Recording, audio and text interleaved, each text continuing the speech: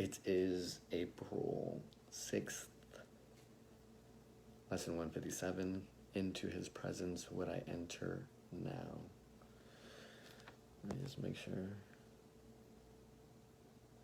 Yeah. That's correct, right? Okay. So, thoughts don't mean anything, right? Until you make them mean something, right? So we are learning to unveil everything that is form, right? Never upset for the reason you think. I see only the past, sometimes something that's not even there. See nothing as it is, right? Determined to see beyond black and white, above all else, right? Beyond this, above all else, right? Determined, no matter what, to let go of the world. God is in everything I see, right? So you start seeing the lights and everything. Holiness envelops everything I see. God is love, right? In which I forgive, right? So you're forgiving yourself, others, society, every single moment, right? Because every moment's the best moment. I am sustained by love. Love holds no grievances. You recognize the problem has been solved, right? Even if there was a problem, right? You're starting to understand that it is always solved because you are what God created as, right? Spirit, right? You remind yourself, I am spirit. And that peace and joy, your inheritance, truth with, right, the connection of your mind and the mind of God, and understanding that truth will correct all the errors in your mind. Okay, it's like therapy. It's the same thing like therapy. Course in Miracles therapy, right? Psychology. So to give and receive are one, right? I am as God created me. All that you give, right, is given to you back, right? You get what you reap what you sow. Impossible to see two worlds. As you heal, you're not healed alone, right? So that's why people will start following you, because they can relate to you, and heaven is a decision you must take. So when we're looking at into his presence would I enter now, right? From my perspective, it means that you have to learn to practice Zen in some way, somehow, if that makes sense, right? And that can be the most challenging thing that you can put, your being into, right? It could be sports. It could be just meditating in general, yoga, whatever you're trying to do, you have to be fully immersed into that, right? And that's what true presence is. When you're losing yourself within the world, right, that's when you are creating at the same time that you are experiencing, right? So evolution technically is creation, right? So as you're experiencing every single moment changing, that's what creation is going to become. Okay, so into the presence I would enter. So Jesus said, before entering, forgive, right? So you have to forgive the moment. You have to be okay with where you're at, right? If you want to be present, you have to be aware of your thoughts, feelings, and reactions. Reactions are the most difficult part. Thoughts, you get lost in them. Emotions, right? It's everybody, right? So you have to be able to practice with it.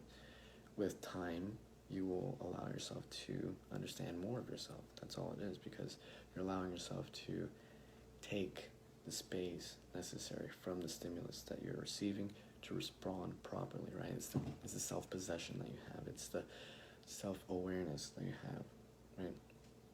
So we look at things now from a new experience, okay? Silence and trust come together, right? You are now silent within yourself and you trust yourself. It's like when you're quiet and you know you have like a deadline or sports, couple minutes, right? You have to be very quiet within yourself and trust that you can proceed, right? So you're starting to see things as a celebration, right? Joy of life.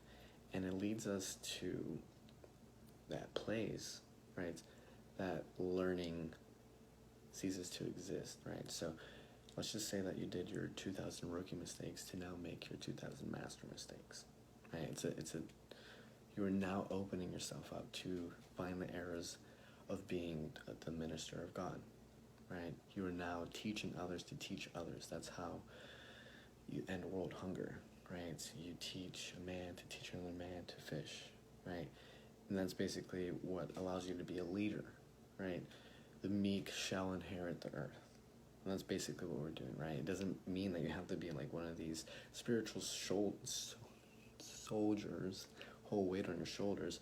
It's just that you can do whatever you're doing, right? And put God into it, right? You can put the enthusiasm, the love, the passion, whatever you're doing, right? And you get a glimpse of what is the highest attainable reaches of your own self, right? It sheds light of what the things are that we already learned, right? You have leveled up in the world, basically. So now you understand where you're coming from, because what you're speaking is now thy will, right? What you're doing is now thy will. What you're seeing is now thy will, okay? And of course, you can try to resist back, but like the lesson will still bring you back to what you need to, right? It will come back, right? And you'll learn it, and you're just going to learn it a different way, and you're like, oh, wow, maybe you learned that there's a part of you that you didn't let go yet, right? It's going to show up anyway, right? It can be over here, it can be over here. It just depends on how you want to experience it, and whether you come from the paradigm of that, life is suffering, and it's the only thing that gives us meaning, right? Or if you're coming from a different vision of life now, right? That you can give yourself the meaning that you need, okay? So you're now understanding the holy thoughts of God, right? And it blesses those you look upon, right?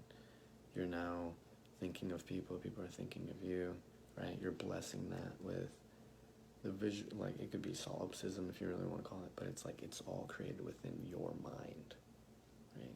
They had a pretty good idea of what it really felt like, but man, like trying to conceptualize what that really is, that's a whole different thing, right? So now this is the end of time, the apocalypse, the world you will return to, okay, is now with the mind of God's, right? And this is something that technically it says that you never teach, right? Because it's not attained through learning, right? It is just achieved by the grace of God, right?